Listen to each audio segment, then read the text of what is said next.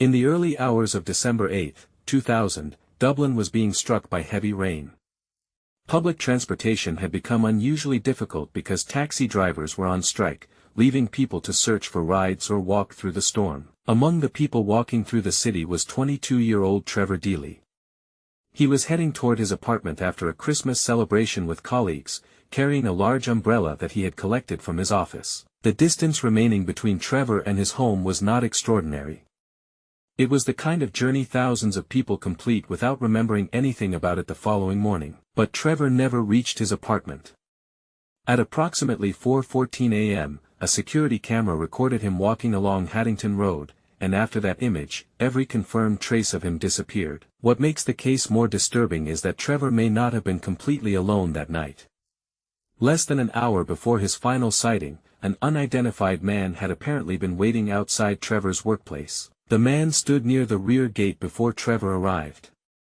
When Trevor approached, the two exchanged a brief conversation that was captured without useful audio. Investigators have never publicly established exactly who that man was, why he was there or what he said. 25 years later, the answer to that short conversation may still be hidden somewhere outside the camera frame. Trevor Deely was originally from Naas in County Kildare. By December 2000, he was living on Serpentine Avenue in the Ballsbridge area of Dublin and working in information technology for Bank of Ireland Asset Management. He was 22 years old, approximately 6 feet tall, slim, with short reddish or fair hair. Official descriptions state that he was wearing a mustard and brown checked shirt, light corduroy trousers, dark shoes and a green padded jacket when he disappeared. There was nothing publicly known about Trevor's behavior before the night that suggested he intended to abandon his life. He had employment, accommodation, friends and a family who expected to see him again. On Thursday, December 7, Trevor attended his employer's Christmas party at the Hilton Hotel in Dublin. It was a social evening involving the people he worked with, held during the busy weeks before Christmas. After the formal event ended, Trevor and others continued to Buck Whaley's nightclub on Leeson Street. He was later believed to have left the club sometime between 2:30 and 3:25 on the morning of December 8. The weather outside was severe. Rain moved across the city, streets were wet and a taxi strike meant that obtaining a ride home was considerably more difficult than usual. Trevor could have walked directly toward his apartment. Instead, he first made his way to the Bank of Ireland Asset Management offices on Wilton Terrace. The decision appears to have had an ordinary explanation. Trevor wanted to collect an umbrella and reportedly intended to prepare for or check something related to the following workday. That detail is important because it suggests an expectation of continuity. A man preparing for work the following day generally believes he will still be living his normal life when morning arrives. Before Trevor reached the office, a security camera had already recorded activity near the rear gate. A man wearing dark clothing appeared and remained in the area for a significant period. He did not appear to be simply passing the building. He waited, moved near the entrance and remained there until Trevor eventually approached. At approximately 3:35 a.m., Trevor arrived. The man stepped toward him, and the two appeared to speak briefly before Trevor entered the secured workplace. Because the footage had no clear audio, the exchange cannot explain itself. It could have been a request for directions, a casual greeting, a question about entering the building or something far more significant. Trevor did not appear to flee from the man or urgently call for help. He continued through the gate and entered the office, suggesting that whatever had been said did not produce an obvious visible emergency. But a lack of visible fear does not prove that the contact was harmless. Trevor may have known the man casually, misunderstood his intentions or believed the conversation had ended. A few minutes later, 2 additional men appeared near the entrance. They were eventually identified as Trevor's colleagues and were not treated as unidentified suspects. The first man, however, remained a mystery. By the time Trevor later left the building, the figure was no longer visibly waiting in the same position. Inside the office, Trevor interacted with colleagues and used the telephone. Nothing publicly reported from those interactions suggested that he expected the night to end in violence or disappearance. Trevor contacted a friend and left a message indicating that he was on his way home and that everything was fine.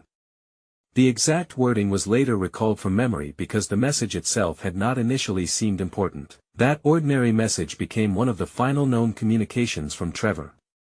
It was not a farewell, a request for rescue or an explanation of a secret plan. He collected a large dark blue umbrella carrying white lettering and prepared to leave the building.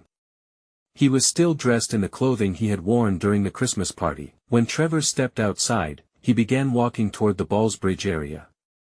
The route would take him across streets and bridges familiar to someone living and working in that part of Dublin. The city at that hour would have been quieter than during the day, but it was not an isolated wilderness. There were roads, buildings, occasional vehicles and people still traveling after late-night events. Trevor moved through the rain carrying his umbrella. There is no confirmed evidence that anyone was walking immediately beside him as he continued toward home. At approximately 4:14 a.m., a camera near a bank machine recorded Trevor passing Baggot Street Bridge and continuing along Haddington Road. This remains his final confirmed sighting. The image is brief and imperfect. Trevor moves through the camera's range and continues beyond the edge, apparently following the direction that would bring him closer to his apartment. Nothing in the footage clearly reveals that he is injured, lost, or being forced to move.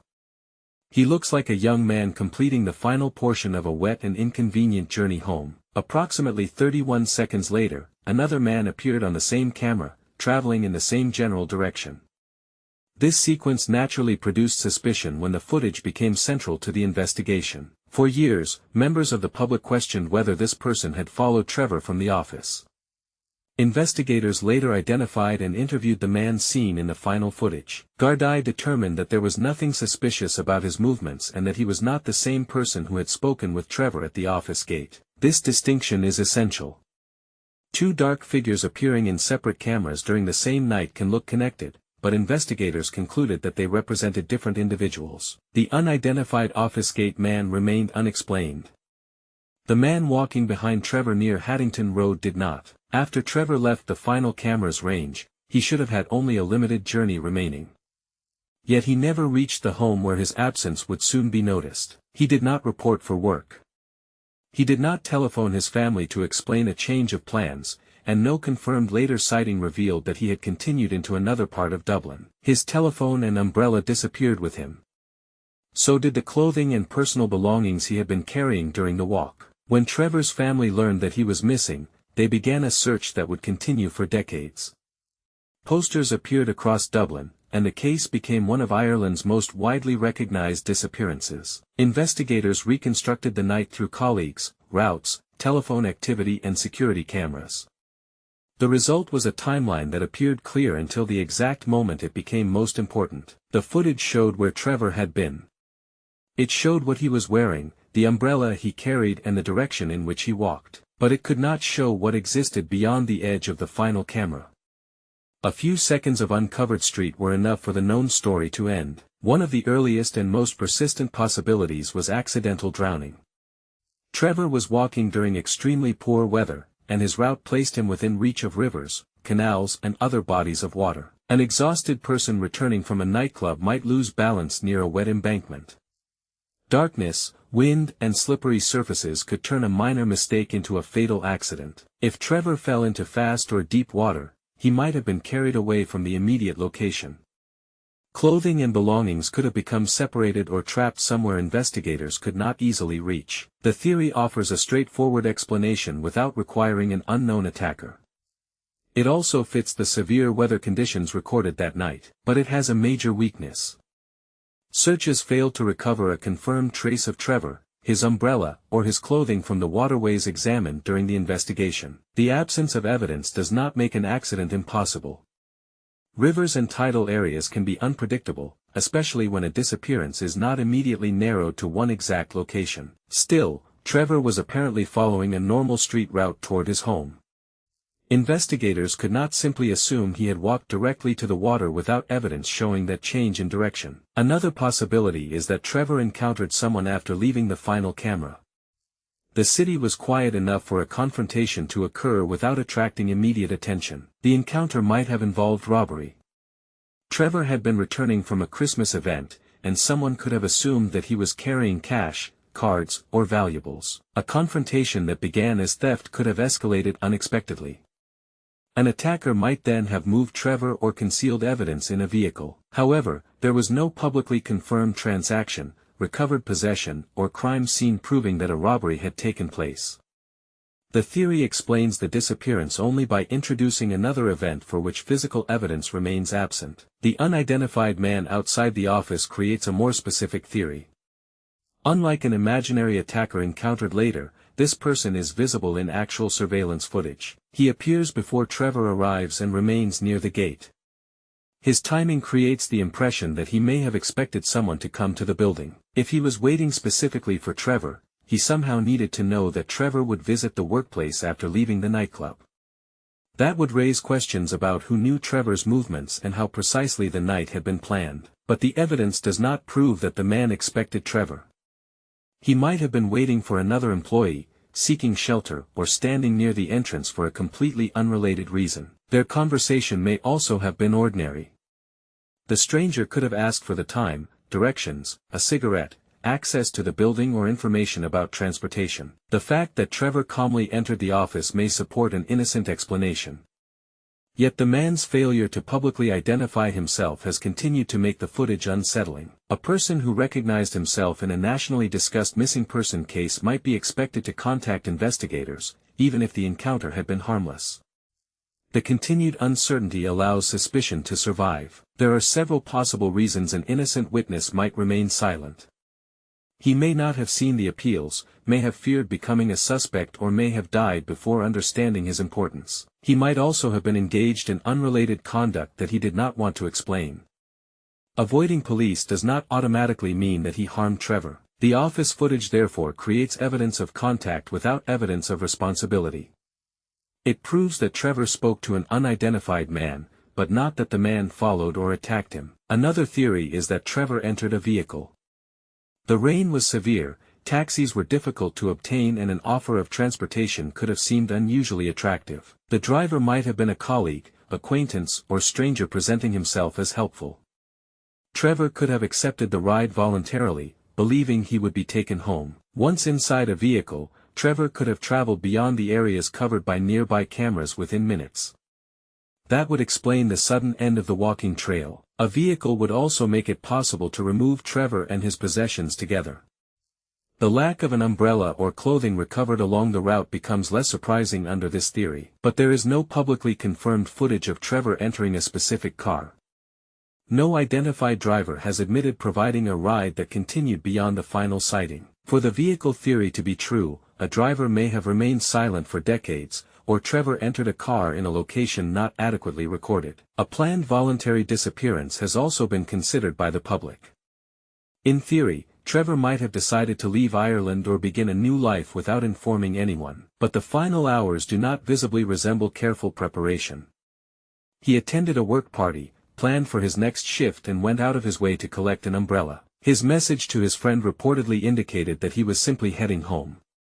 He did not publicly communicate a final goodbye or describe a reason for abandoning his family. A person can conceal private intentions, and absence of visible planning does not prove that none existed. Yet leaving without identification, money, luggage, or a confirmed transportation plan would have been extremely difficult. Trevor's disappearance also occurred before modern social media created the digital trails people leave today. Even so, employment, travel, and accommodation would gradually produce records or witnesses. No confirmed evidence has emerged showing that Trevor established another identity or lived elsewhere after December 2000. The theory is possible in an abstract sense but does not strongly explain the mysterious man, the final walking route, or the complete silence that followed. The investigation also examined information suggesting that Trevor may have been the victim of foul play connected with criminal activity. In August 2017, Gardaí conducted a major search of woodland in Chapelizod. The search followed information received by investigators and became one of the most significant physical operations associated with the case. Approximately 3 acres were sealed off and examined. For Trevor's family, a search of that scale created the possibility of an answer after nearly 17 years. It also introduced the fear that the answer might confirm his death. The operation did not recover Trevor's body or establish a publicly confirmed connection between him and the site. The woodland eventually returned to silence, while the investigation continued. Unverified claims surrounding criminal groups have circulated around the case.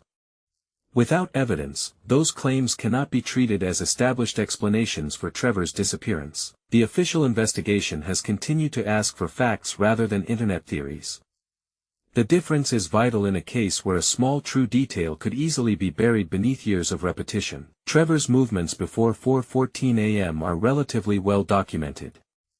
The most valuable information may concern the period immediately afterward. Did a driver see him near Haddington Road?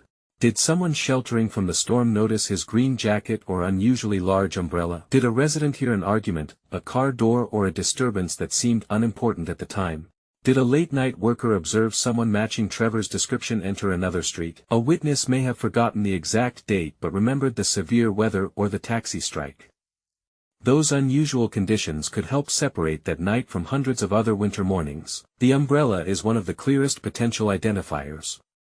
It was large, dark blue, and carried white ACC bank lettering, making it more recognizable than an ordinary black umbrella. If someone found it in a street, vehicle, garden, canal or private building, they may not have understood its connection to a missing person. The same is true of Trevor's clothing.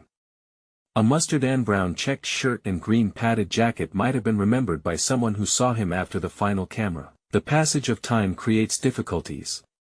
Buildings change, cameras are replaced, witnesses move and physical locations are altered by construction or weather. Memories also become less precise. A person may remain confident that they saw something while slowly losing the details needed to verify it. Yet time can also weaken silence. Relationships change, loyalties end, and people who once feared consequences may decide that protecting a secret no longer matters. That is one reason police continue issuing anniversary appeals. The investigation does not require every witness to explain the entire disappearance. It may require only one reliable fact that connects two disconnected points. On December 7, 2025, Garda Síochána renewed its request for information on the 25th anniversary of Trevor's disappearance. Investigators again asked anyone with knowledge to contact them. The appeal confirmed that the case had not been closed or forgotten. Trevor remained a missing person, and the question of what happened after 4:14 a.m. remained active. For Trevor's family, 25 years is not a complete story. It is 25 years without a funeral, a return, a confirmed location or an explanation. Ordinary family events continue around the absence. Birthdays, Christmas celebrations, marriages and deaths occur while the missing person remains fixed at the same age in public photographs. Trevor would no longer be 22. An age-progressed image released through official channels attempts to show how he might look as an older man, but no confirmed sighting has shown that he survived. The possibility that he is alive cannot be completely eliminated without evidence of death. But the long absence and lack of verified contact make that possibility increasingly difficult for a family to hold. The final footage remains powerful because it appears so normal. Trevor is not seen running, struggling, or looking back at an obvious pursuer. He simply moves across the image and disappears beyond it. The camera records a routine action without knowing it is capturing the final confirmed moment of a person's life as everyone knew it. The unknown man outside the office creates a different kind of image. He appears to wait, speaks with Trevor and then leaves behind no explanation. Perhaps he was irrelevant. Perhaps his presence has distracted attention from an accident that occurred later along the route. Or perhaps the brief conversation was the first visible part of an event that continued after Trevor left the office. Without knowing the man's identity, neither possibility can be resolved. The severe rain could have concealed movement and sound. It could have reduced the number of people outside, obscured camera images and encouraged Trevor to accept help he might normally refuse. The taxi strike may also have changed decisions across the city. People walked routes they would not normally walk and entered vehicles belonging to people they might not ordinarily trust. A disappearance often depends on a chain of small circumstances. Had taxis been operating, Trevor might have traveled directly home and never visited the office for an umbrella. Had the weather been dry, the unidentified man may not have stood near the gate. Trevor may not have accepted a ride, approached a waterway or chosen the exact streets recorded in the footage. But circumstances are not explanations. Rain can explain why Trevor carried an umbrella. It cannot by itself explain why the umbrella and its owner were never found. The investigation must therefore hold several possibilities at once. An accident, a voluntary ride, an unexpected assault and a planned encounter can all begin with the same final image of a man walking calmly. Evidence that supports one theory may also fit another. The absence of a struggle could indicate an accident, or it could mean Trevor trusted the person he met. The disappearance of his possessions could indicate deep water, or a vehicle capable of moving everything away from the scene. The unidentified man could be responsible, a witness, or nothing more than a stranger asking an ordinary question. That uncertainty is why responsible discussion must distinguish confirmed facts from speculation. Trevor attended the Christmas party, visited the nightclub, returned to his office and was recorded walking toward home. A man waited outside the office and briefly spoke to him.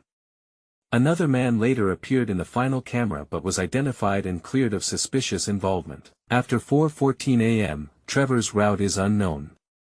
No public theory has been proven by physical evidence. Somewhere between the final camera and the following morning, a young employee expecting to return to work became one of Ireland's longest-running missing person cases. The distance between those two realities may have been only a few streets. The distance between the evidence and the answer has lasted more than 25 years. Perhaps Trevor left the main route to avoid flooding. Perhaps he followed someone offering shelter or transportation. Perhaps he noticed that he was being followed and moved into an area outside the cameras. Or perhaps the danger arrived so suddenly that he never had an opportunity to react. There is no confirmed final telephone call, goodbye message or destination. The last communication suggests that Trevor believed he was simply going home. That may be the most haunting element of the case. Whatever happened was apparently absent from the future Trevor described only a short time before he vanished. To him, the night may have been nearly over. He had collected the umbrella, left the office and covered most of the journey back to his apartment. To investigators, those final minutes contain the beginning of a mystery that has never ended. The camera at Haddington Road did not record a crime. It recorded Trevor continuing beyond its view. The answer may lie in what happened several seconds later, on a street no camera covered, inside a vehicle no one identified, or beside water that returned no evidence. It may also lie with the unidentified man who waited outside the office. Even an innocent explanation from that person could remove one of the case's greatest uncertainties and redirect attention elsewhere. Until someone provides that explanation, the footage will continue to invite the same questions. Why was he waiting, what did he say, and where did he go after Trevor entered the building? Trevor's family does not need another unsupported theory. They need a location, a witness, an object, or a truthful account that can finally be tested. A person with information may believe that too much time has passed. But a detail does not become meaningless merely because it remained hidden for 25 years. The driver of a car, the resident near the route, the person who found an umbrella, or the friend of someone who once confessed may still be capable of changing the investigation. Until then, Trevor Deely remains forever in motion on the final recording.